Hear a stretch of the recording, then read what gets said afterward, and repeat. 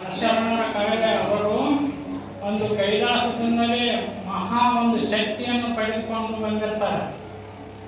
ಬಸವಣ್ಣವರು ಇವತ್ತಿನ ದಿನ ಯಾವ ರೀತಿ ಒಂದು ಪವಾಡವನ್ನು ಮಾಡಿದ್ರು ಅದೇ ರೀತಿ ಶಿವಶರಣರಾದ ಆರೂಢರಾದ ಸಿದ್ಧಾರೂಢರು ಮತ್ತು ಲಚ್ಚಾಣ ಸಿದ್ಧಲಿಂಗ ಮಹಾರಾಜರು ಕೂಡ ಅನೇಕ ಪವಾಡಗಳನ್ನು ಮಾಡಿದರು.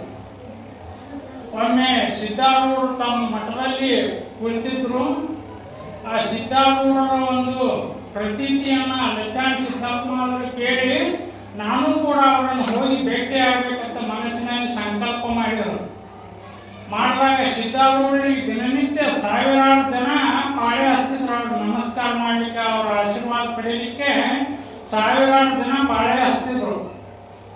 ಅದೇ ವೇಳೆಗೆ ಲಚ್ಚಾಣ ಸಿದ್ದಪ್ಪ ಮಹಾರಾಜರ ಆ ಮಠಕ್ಕೆ ಬಂದ್ರು. ಸಿದ್ಧಾರೂಢ ಮಠಕ್ಕೆ ಬಂದು ಸಾವಿರಾರು ಜನ ಪಾಳೆ ಹಚ್ಚಿದ್ರಲ್ಲ, ಹೆಂಗ್ ಹೋಗಿ ಭೇಟಿ ಆಗ್ಬೇಕು ಇವ್ರಿಗೆ ಅಂತೇಳಿ ಅಲ್ಲೇ ಒಂದು ದೂರದ ಕಟ್ಟಿ ಮ್ಯಾಗ ಕುಳಿತುಕೊಂಡ್ರು. ಹೊಳ್ಳಿ ನೋಡ್ಲಿಲ್ಲ. ಅವಾಗ ಏನ್ ಮಾಡ್ಬೇಕಂತೇಳಿ ಇವ್ರು ಗಮನ ಸೆಳೆಯಬೇಕಂತೇಳಿ ಲಚ್ಚಾಣ ಸಿದ್ದಪ್ಪ ಮಹಾರಾಜರು ತಮ್ಮ ಜೋಡಿಗೆ ಒಳಗಿಂದ ಒಂದೊಂದೇ ಬುಂದೆ ದುಂಡಿ ತೆಗೆದು ಕೊಡಕತ್ರು ಶಿಷ್ಯರಿಗೆ. ಅವಾಗ ಬುಂದೆ ದುಂಡಿ ಜೋಡಿಗೆ ತೆಗೆದು ಕೊಡಕತ್ತಾಗ ಅಲ್ಲಿ 1000 ಜನ ಪಾಳೆ ಹಚ್ಚಿದ್ರ ಲಚ್ಚಾಣ ಸಿದ್ದಪ್ಪ ಮಹಾರಾಜರು. ಹಿಂಗೆ 1000 ಜನ ಎಲ್ಲರೂ ಈ ಕಡೆ ತಿರುಗಿ ಆಗಿ ಸಿದ್ಧಾರೂಢರ ಮುಂದೆ ಯಾರು ಒಬ್ರು ಉಳಿದಿಲ್ಲ, ಎಲ್ಲ ಖಾಲಿ ಆದ್ರು.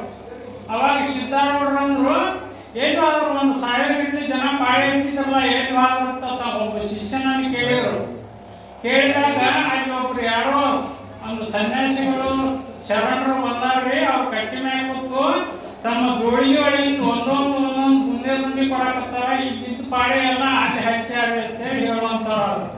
ಅವಾಗ ಅಂದ್ರು ನಮ್ಮ ಕೋಲಿ ಒಳಗ ಇವತ್ತು ದಾಸೋಹಕ್ಕೆ ಒಂದು 1000 ಬುಂದೆ ದುಂಡಿ ಮಾಡಿಟ್ಟಿದ್ದೆವು. ಲಚ್ಚಾಣ ಸಿದ್ದಪ್ಪ ಮಹಾರಾಜ ಇರ್ಬೇಕು, ಎಲ್ಲ ನಮ್ಮ ಬುಂದೆ ದುಂಡಿ ಕಾರ್ಯ ಮಾಡ ನೋಡ್ರಿ ಕೀಲಿತಾರ. ಹೋಗಿ ಕೀಲಿತಾರ ನೋಡಿದ್ರು ಎಲ್ಲ ಬುಂದೆ ದುಂಡಿ ಕಾರ್ಯ ಆಗಿತ್ತು. ದಾಸೋಹಕ್ಕೆ ತಿಟ್ಟಿದ್ದೆವು ಎಲ್ಲ ಕಾರ್ಯ ಮಾಡಿ ಎಲ್ಲ ಅಂದಾಗ ಇಲ್ಲಿ ಯಥಾಸ್ಥಿತಿಯಾಗಿ ಒಂದು ಹಸ್ತ ಪರಿಶ್ರಮ ಹೊಡೆದಾಗ ಮತ್ತ ಆ ಕೋಲಿ ಒಳಗೆ 1000 ಬುಂದೆ ದುಂಡಿ ತುಂಬುವಂತ. ಹಿಂಗ ಸಿದ್ಧಾರೂಢರು ಕೂಡ ಮತ್ತು ಲಚ್ಚಾಣ ಸಿದ್ದಪ್ಪ ಮಹಾರಾಜರು ಮಹಾ ಜ್ಞಾನಿಗಳಾಗಿದ್ರು. ಅದೇ ಸಿದ್ಧಾರೂಢರು ಒಬ್ಬ ಬಡಿಗೆರ ಕಾಳಪ್ಪನ ಸಿದ್ಧಾರೂಢರು ಈ ಕಲ್ಯಾಣ ಮಂಟಪ ಅಲ್ಲ ಆ ಮಂಟಪ ಕಟ್ಲಿಕ್ಕೆ ಬಂದಾಗ ಅವನ ಆಯುಷ್ಯ ಮುಗೀತು. ಅದು ಇನ್ನ ಕೆಲಸ ಅರ್ಧಕ್ಕೆ ನಿಂತಿತ್ತು. ಅವಾಗ ಸಿದ್ಧಾರೂಢರು ಅಂದ್ರ ಬಡಿಗೆರ ಕಾಳಪ್ಪಗ ಏನ್ಪಾ ನೀನು ಇದು ಮುಗಿಯಂಗ್ ಕಾಣಲ್ಲ, ಅರ್ಧಕ್ಕೆ ನಿಂದ್ರಂಗ್ ಕಾಣ್ತದ ಅಂದ್ರ ಬಡಿಗೆರ ಕಾಳಪ್ಪಗ. ಅವಾಗ ಅವ್ನು ತಿಳ್ಕೊಂಡ ನನ್ನ ಆಯುಷ್ ಮುಗದದ, ನೀನ್ ಹೆಂಗ್ ಮಾಡ್ತಪ್ಪ, ನಿನ್ನ ಕೃಪಾ ನೀ ಹೆಂಗ್ ಮಾಡ್ತಿ ಹಂಗ ಆಗ್ಲಾನ. ಆಯ್ತು ತಗೋ, ಇನ್ನೊಂದು 10 ವರ್ಷ ನಿನಗೆ ಆಯುಷ್ ಕೊಡ್ತೇನೆ ಅಂತ 10 ವರ್ಷ ಆಯುಷ್ ಕೊಟ್ಟರು. ಇಂಥ ಪವಾಡ ಒಂದು ಶರಣರು ಮತ್ತು ಸಂತರು ಎಲ್ಲರೂ ಕೂಡ ಅಂತ ದಿವ್ಯ ಶಕ್ತಿ ಇರ್ತದವ್ರು.